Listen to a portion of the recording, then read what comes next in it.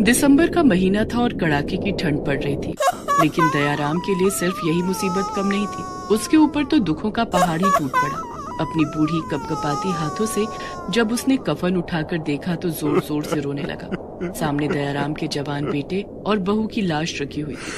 खेत में मजदूरी कर रहे उसके बेटे और बहू बिजली का करंट लग जाने के कारण खेत में ही तड़प तड़प कर जान गंवा बैठे थे। हे भगवान, ये तूने हम गरीबों के साथ कैसा अन्याय किया है।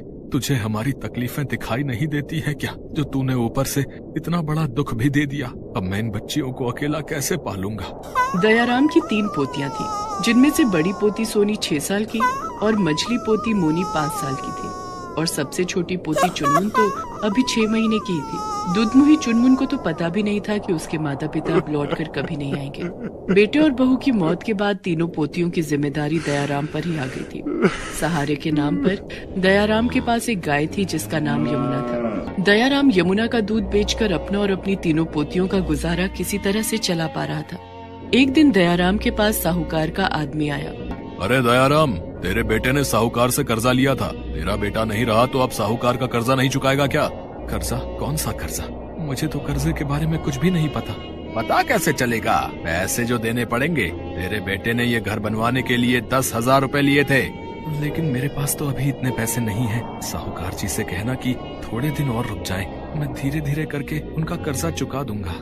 दयाराम के कहने पर साहूकार का आदमी वहाँ से चला गया। दयाराम के पास रहने के लिए एक कमरे का पक्का मकान था, जिसमें वो अपनी तीनों पोतियों के साथ रहता था।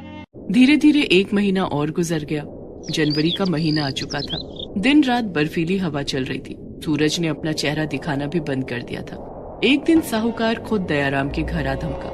अरे दयाराम, 1 महीना और गुजर गया, लेकिन तूने अभी तक मेरे पैसे नहीं दिए। तुम लोगों के साथ थोड़ी नरमी क्या दिखा दी। तुम लोग सर पर चढ़ जाते हो। ला, मेरे पैसे निकाल, पूरे 10,000 रुपए।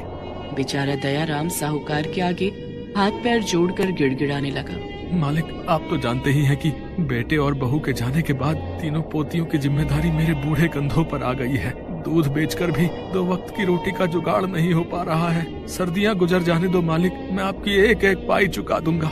क्यों? सर्दियाँ बीत जाने के बाद तेरी लॉटरी लग जाएगी क्या है? मुझे मेरे पैसे अभी चाहिए, नहीं तो तुझे अपना ये घर छोड़ना पड़ेगा। दयाराम रोते हुए साहूकार से बोला। ऐसा मत कीजिए मालिक, मैं अपनी छोटी छोटी पोतियों को लेकर कहाँ जाऊंगा। इतनी ठंड पड़ रही है, मैं कहाँ सर छिपाऊंगा। लेकिन साहूकार पर तो दयाराम की बातों का जैसे कोई असर ही नहीं हो रहा था। उसने अपने आदमियों से कहकर दयाराम के घर से उसका सारा सामान बाहर फेंकवा दिया और उसकी तीनों पोतियों को घर से बाहर निकाल दिया। सोनी और मोनी अपनी दुधमुही बहन चुनमुन को गोद में लेकर सड़क पर आ गई और साहूकार ने दयाराम के घर पर अपना ताला लगा दिया। दादाजी, मुझे बहुत ठंड लग रही है। साहूकार जी ने हमें घर से बाहर क्यों निकाल दिया? क्या हम अब अपने घर में कभी नहीं जा सकेंगे? हे ऊपर वाले, अब मैं इस दूध मुही बच्ची की कैसे रक्षा करूं? इतनी ठंड में कहीं इसकी तबीयत ना खराब हो जाए। तू बहुत निर्दयी है भगवान, हम गरीबों की तो कभी नहीं सुनता। तभी दयाराम की सबसे बड़ी पोती सोनी ने कहा, दादाजी, साहूकार जी ने हमसे हमारा घर छीन लिया तो क्या हुआ? हम लोग मिलकर अपना घर बनाएंगे। अपना घर? सोनी बेटा, अपना घर बनाने के लिए हमारे पास पैसे नहीं है। दादाजी, हमें पैसों की जरूरत भी नहीं पड़ेगी। हम सब मिलकर फूस और बांस से अपना घर बना लेंगे। ठीक है सोनी बेटा, अब कुछ ना कुछ तो करना ही पड़ेगा ना। दयाराम और सोनी मिलकर पूरे गांव में घूम घूम कर फूस और बांस इकट्ठा करने लगते हैं। जब उनके पास काफी सारे फूस, टूटे बांस और टूटी फूटी लकड़ियां इकट्ठी हो गई, तो गांव के बाहर उन्होंने अपने लिए घर बनाना शुरू कर दिया। इस बीच सभी बारी बारी से चुनमुन का ख्याल रखते। कुछ देर की मेहनत के बाद उनका फूस का घर तैयार हो गया था। चारों उस घर में रहने के लिए चले गए और अपनी गाय यमुना को अपनी फूस की टूटी फूटी झोपड़ी के बाहर बांध दिया। रात में खाना खाकर जब चारों सोने लगे, तब मोनी ठंड के मारे रोने लगी। मत रो मोनी बेटा, कुछ ही दिनों की बात है। ये ठंड का मौसम तो गुजर ही जाएगा। लेकिन दादाजी, हमारी झोपड़ी में तो बहुत ज्यादा ठंड है। बाहर की ठंडी हवा झोपड़ी के अंदर आ रही है। मुझे ऐसा लग रहा है कि ठंड के मारे मेरी जान ही चली जाएगी। दरअसल फूस की झोपड़ी होने के कारण झोपड़ी में जगह जगह पर छेद थे, जिससे होकर बर्फीली हवा झोपड़ी के अंदर आ रही थी। तभी सोनी ने मोनी से कहा, मोनी, बस आज रात की बात है। आज रात किसी तरह से सोचा कल इस ठंड का भी कुछ इंतजाम करेंगे। किसी तरह से चारों ने रात गुजारी। अगली सुबह, दादाजी, हमारी यमुना जो गोबर देती है ना, वो हमारे बड़े काम की है। उस गोबर से हम अपनी फूस की झोपड़ी को चारों तरफ से ढक देंगे और हम अपने घर को गोबर का घर बना देंगे, जिससे बर्फीली हवा हमारे घर के अंदर नहीं आएगी। और सोनी ने अपनी गाय यमुना के गोबर को इकट्ठा करना शुरू किया। उसने गोबर में थोड़ी सी मिट्टी और थोड़ा पानी मिलाकर उसका गाढ़ा घोल तैयार कर लिया और अपने नन्हे हाथों से अपनी फूस के घर पर गोबर से बना लेप लगाने लगी। सोनी के इस काम में दयाराम और मोनी भी उसकी मदद करने लगे। लेकिन सोनी दीदी, यमुना का गोबर तो बहुत थोड़ा सा है, हमारी पूरी झोपड़ी के लिए गोबर का लेप कम पड़ जाएगा। मोनी, हम गांव में घूम घूम कर गोबर इकट्ठा कर लेंगे। कई जगहों पर और सड़कों पर गाय की गोबर पड़ी होती है, वो गोबर हमारे बहुत काम आएगी। इस काम में तुम भी मेरी मदद कर सकती हो। और दोनों बहनें एक एक टोकरी उठाकर गोबर की तलाश में निकल पड़ती हैं। उन दोनों ने पूरे गांव में घूम घूम कर सड़कों पर पड़े गोबर को अपनी टोकरी में इकट्ठा कर लिया और उसे लेकर घर आ गई। दादाजी, अब हमारे पास बहुत सारा गोबर इकट्ठा हो गया है। इस गोबर से हमारा गोबर घर बनकर तैयार हो जाएगा। जुग जुग जियो मेरी बच्चियों, तुम दोनों ने आज बहुत मेहनत और बुद्धिमानी का काम किया है। तुम्हारी वजह से हम सभी ठंड से बच पाएंगे। दादाजी, हम सभी मिलकर आज ही अपने घर को गोबर का बना देंगे। सोनी ने सभी गोबर में थोड़ी मिट्टी और थोड़ा पानी मिलाकर उसका गाढ़ा घोल तैयार कर लिया। तीनों मिलकर अपने घर के बाहर दीवार पर गोबर का लेप लगाने लगे। शाम तक उन तीनों ने पूरे घर में गोबर का लेप लगाकर तैयार कर लिया था और इस तरह दयाराम का गोबर का घर बनकर तैयार था। वे सभी अपने गोबर के घर को देखकर बहुत खुश थे। रात में सभी ने मिलकर खाना खाया और सोने लगे। दीदी, गोबर का लेप लगाने के बाद अब हमारा घर कितना गर्म हो गया है ना। अब घर के अंदर ठंडी हवा भी नहीं आ रही है। ये सब सोनी के दिमाग का कमाल है। नहीं दादाजी, ये सब हमारी यमुना के कारण हो सका है। अगर यमुना हमारे साथ नहीं होती तो शायद मैं गोबर का घर बनाने के बारे में नहीं सोच पाती। यमुना के गोबर के कारण ही हम सब गोबर घर में रह रहे हैं। क्यों ना हम यमुना को भी अपने गोबर घर के अंदर ले आएं? बेचारी यमुना को बाहर ठंड लग रही होगी। हाँ सोनी, हम यमुना को भी अपने गोबर घर में रखेंगे। दयाराम बाहर जाकर अपनी गाय यमुना को भी अपने गोबर घर के अंदर ले आता है। दादाजी, हमारा गोबर घर तो दिखने में भी बहुत सुंदर लग रहा है और इसे बनाने में हमारे पैसे भी खर्च नहीं हुए। हाँ मोनी बेटा, हमारा गोबर का घर पूरे गांव में सबसे अलग है। किसी ने नहीं सोचा होगा कि जिस गोबर से उपले बनाते हैं उसी गोबर से हम घर भी बना सकते हैं, और वो भी बिना पैसे खर्च किए। दादाजी, हमारा गोबर घर गांव के सभी घरों से अच्छा और सुंदर है। तीनों आपस में बातें करते हुए अपने गोबर घर में सो जाते। दूसरे दिन गांव से आने जाने वाले लोगों ने दयाराम का गोबर घर देखा और आपस में बातें करने लगे। धीरे धीरे दयाराम के गोबर घर की चर्चा पूरे गांव में होने लगी। यहाँ तक कि दूर दूर से लोग दयाराम का गोबर घर देखने के लिए आने लगे। एक दिन दयाराम के घर पर एक आदमी आया। दयाराम जी यही रहते हैं क्या? हाँ, लेकिन आप कौन है? मैं शहर से आया हूँ। सरकार को इस बात की खबर लगी है कि आप लोगों ने गोबर से घर बनाया है। सरकार गांव में गरीबों के रहने के लिए गोबर के घर बनवाना चाहती है। इसके लिए सरकार को आप लोगों की मदद की जरूरत है। इस काम के लिए आपको पैसे भी दिए जाएंगे। ये सुनकर सोनी बहुत खुश हो गई और उसने अपने दादा दयाराम को सारी बात बताई। अरे भाई, ये तो बहुत ही खुशी की बात है। हम अपनी तरफ से सरकार की पूरी मदद करेंगे। उसके बाद सरकार की तरफ से दयाराम के गाँव के अलावा दूसरे गांवों में भी गोबर का घर बनाया जाने लगा, जिसमें दयाराम, सोनी और मोनी तीनों ने अपना पूरा योगदान दिया। सरकार ने कई घूमने फिरने की जगहों पर भी सैलानियों के ठहरने के लिए गोबर के घर बनवाए और ये सारे काम दयाराम, सोनी और मोनी की देखरेख में किए गए। इस काम के लिए उन्हें सरकार की तरफ से अच्छे पैसे भी दिए गए। सोनी बेटा, तेरे गोबर घर के आइडिया ने तो हमारी सारी मुश्किलें दूर कर दी हैं। लोग हमसे गोबर घर बनवाने की डिमांड लेकर आने लगे हैं। अब हमारी गरीबी के दिन भी दूर हो गए हैं। दादाजी, ये सब तो यमुना की वजह से हुआ है। यमुना नहीं होती तो हम गोबर का घर बनाने के बारे में कभी नहीं सोच पाते। तीनों मिलकर यमुना को ढेर सारा प्यार करते हैं और अपने गोबर घर में आराम से रहते हैं। आइए साहब, आइए। इतनी ठंड में गर्मा गर्म भुट्टे खाइए। आइए बहन जी, आइए। उन दोनों के शरीर पर बस एक फटी हुई चद्दर है। ठंड की वजह से दोनों के हाथ कांप रहे हैं, लेकिन वो दोनों भी क्या करें। पेट चलाने के लिए उन्हें इतनी ठंड में भी रास्ते में निकलकर भुट्टे बेचने पड़ रहे हैं। इतने में उन लोगों के सामने एक बड़ी सी गाड़ी आकर रुकती है और पायल नाम की एक लड़की अपनी 3 सहेलियों के साथ बाहर निकलती है। ए बुड्ढे, 4 भुट्टे दे।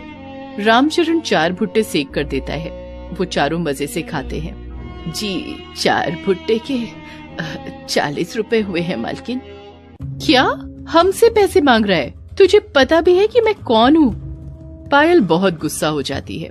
रामचरण कहता है, आप बहुत अमीर हो, हम गरीब हैं, और ये तो हमारा हक का पैसा है। हमें पैसा दे दीजिए, नहीं तो आज हमें भूखा सोना पड़ेगा। तेरी हिम्मत कैसे हुई मुझसे ऐसे बात करने की? गरीब भिखारी कहीं के, नाली के कीड़े। तेरी चद्दर से तो घटिया बू आ रही है और तू मेरे साथ जबान लड़ा रहा है। हाँ बुड्ढे, तुम लोगों की औकात तो पायल के नौकर बनने की भी नहीं है। रुक जाओ तुम दोनों, मेरे पापा बहुत बड़े पुलिस ऑफिसर हैं, मैं अभी उनसे तुम दोनों की शिकायत करती हूँ। पायल और उसकी सहेलियां गाड़ी में बैठकर चली जाती हैं। तुलसी और रामचरण 40 रुपए न मिलने का शोक मनाने लगते हैं और कुछ ही देर बाद एक पुलिस की गाड़ी आती है और उसके अंदर से एक ऑफिसर बाहर निकलते हैं। मेरी बेटी के साथ तुम दोनों ने बदतमीजी की है, आज से तुम लोग यहाँ ठेला नहीं लगा सकते, चलो। ये बोलकर पायल के पिता राघवेंद्र सब कुछ तोड़फोड़ कर देते हैं और वहाँ से चले जाते हैं।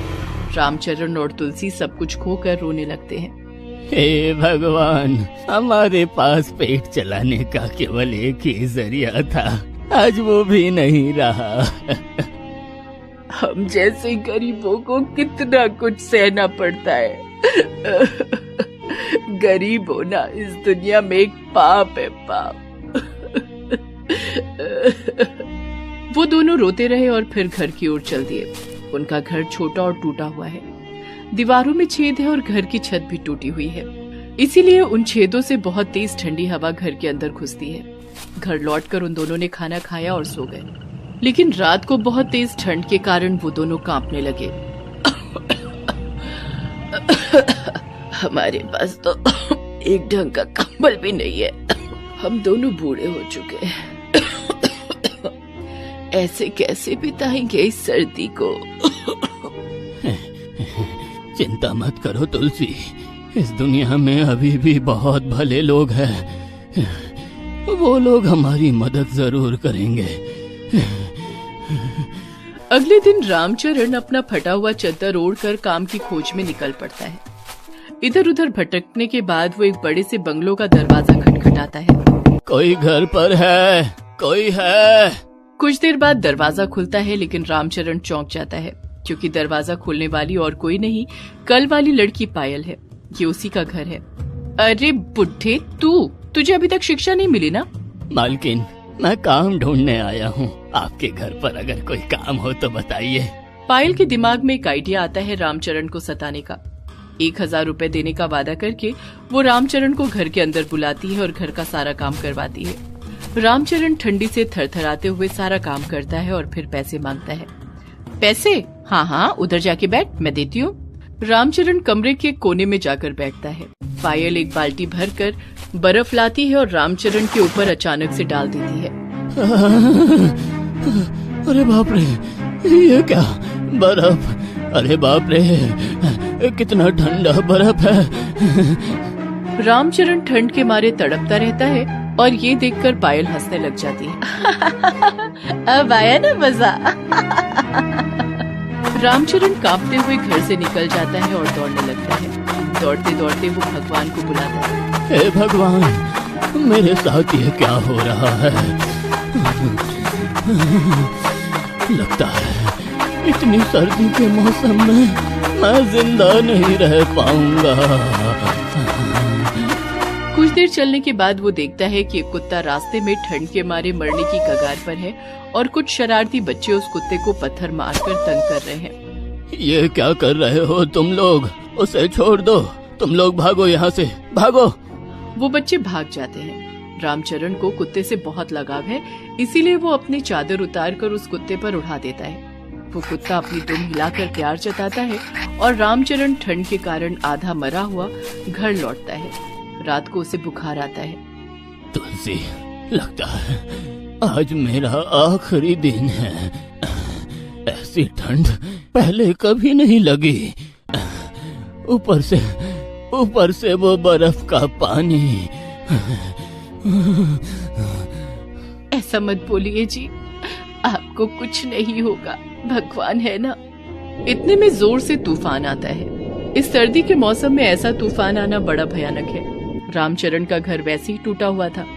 तूफान के कारण घर टूटकर बिखर जाता है। रामचरण और तुलसी रास्ते पर आ जाते हैं।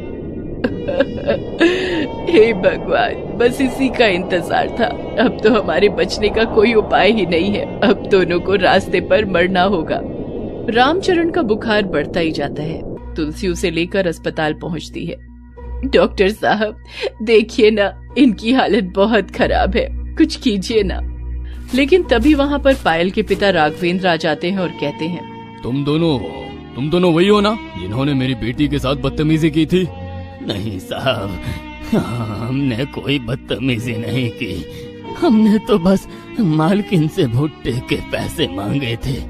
वही बदतमीजी है। ये मेरा अस्पताल है, तुम लोगों के लिए यहाँ कोई जगह नहीं है, निकलो यहाँ से। राघवेंद्र दोनों को भगा देता है। दोनों फुटपाथ पर बैठ जाते हैं और मौत का इंतजार करने लगते हैं। सुनिए जी, अगर अगला जन्म जैसा कुछ होता है तो मैं भगवान से प्रार्थना करूंगी कि मुझे किसी अमीर का कुत्ता बनाए।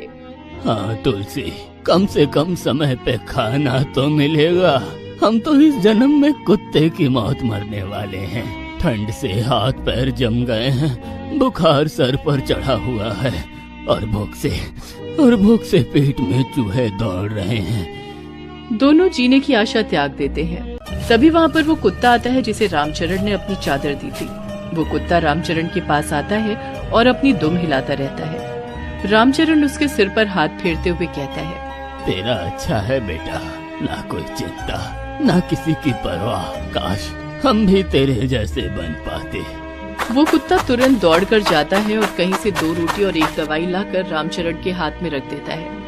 रामचरण और तुलसी की आंखों में आंसू आ जाते हैं। देखिए जी, आजकल इंसानों से ज्यादा कुत्तों में इंसानियत है।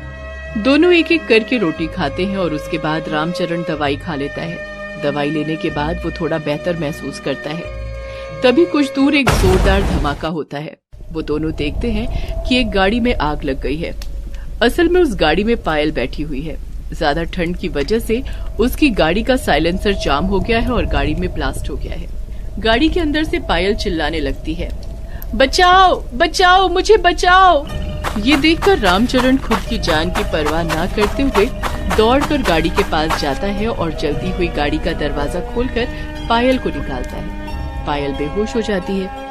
रामचरण पायल को कंधे में उठाकर अस्पताल ले जाता है। ये वही राघवेंद्र का अस्पताल है जहाँ से रामचरण को निकाल दिया गया था। अस्पताल में पायल को भर्ती कर लिया जाता है और उसका ट्रीटमेंट किया जाता है। पायल को होश आता है। 2 दिन के ट्रीटमेंट के बाद पायल पूरी तरह से ठीक हो जाती है। इन 2 दिनों में रामचरण और तुलसी बाहर ही बैठे हुए थे। उन दोनों को देखकर पायल रोते हुए कहती है, आप दोनों मुझे माफ कर दीजिए। मैंने आप दोनों के साथ बहुत बदतमीजी की है, लेकिन आज आप ही की वजह से मैं जिंदा हूँ। पायल के पिता राघवेंद्र कहते हैं, आप अगर मेरी बेटी को सही समय पर नहीं लाते तो शायद मैं मेरी बेटी को खो देता। आपका बहुत बहुत धन्यवाद। इसमें धन्यवाद की क्या बात है साहब, एक इंसान के तौर पर ये तो मेरा कर्तव्य था। आपने आज मुझे इंसानियत सिखा दी। पापा, इन दोनों के रहने और खाने का इंतजाम कीजिए। हाँ बेटी, आज से आप दोनों हमारे साथ हमारे घर पर ही रहेंगे। सर्दी में आप दोनों को और कभी तकलीफ नहीं होगी। आपको खाली पेट भी सोना नहीं पड़ेगा और अस्पताल में मुफ्त में इलाज भी हो जाएगा। राघवेंद्र के बंगले में दोनों को रहने के लिए एक अच्छा कमरा दिया जाता है। इसके बाद से दोनों को ठंड कभी सता नहीं पाई। वो कहते हैं ना, जो दूसरों की मदद करते हैं भगवान उनकी मदद करते हैं। इसके बाद से दोनों आराम से बाकी की जिंदगी बिता देते हैं।